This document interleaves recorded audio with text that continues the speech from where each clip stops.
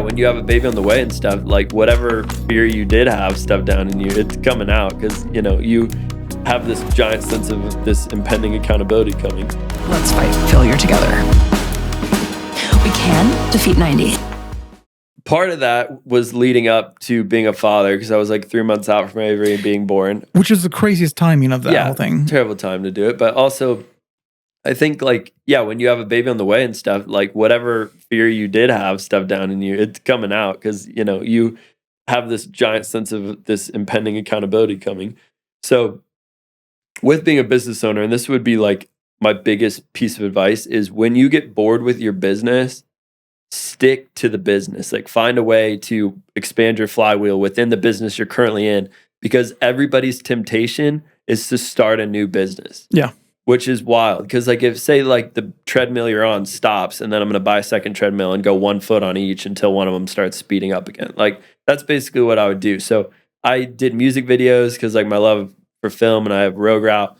I got my real estate agent license.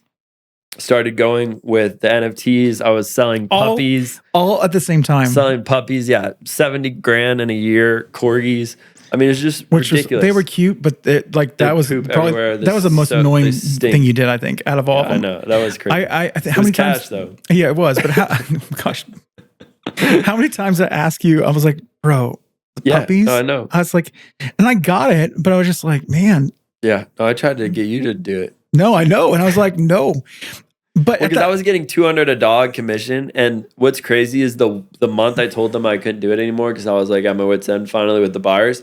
They offered me $400 a dog immediately. Would have gone up 100%. I never tried to negotiate at any point. So I'm also a terrible negotiator, but because I've had to go with him on some of these sales trips.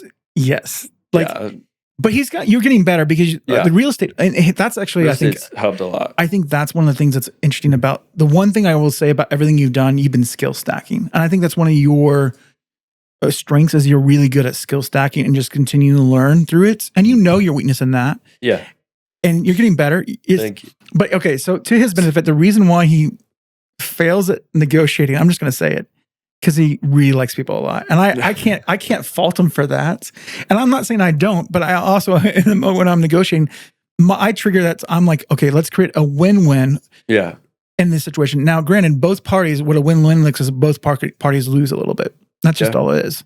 Well, and I think like I'm not as good as negotiating like for myself as I am for other people. So that's what real estate helped me is like when I'm negotiating for a buyer as a buyer's agent, I'm looking out for these people's best. Like I'm protecting them. Home. They're like my children for the month, and you're not gonna, mess them over or whatever. But when it's me, I'm like, hey, I could deal with this. Like if they're gonna cut me 10%, I can make it back elsewhere or whatever. And I just take the full brunt of the weight of the negotiation. And like, I don't think, is this fair or like, is this in my best interest? I think like, can I make this work?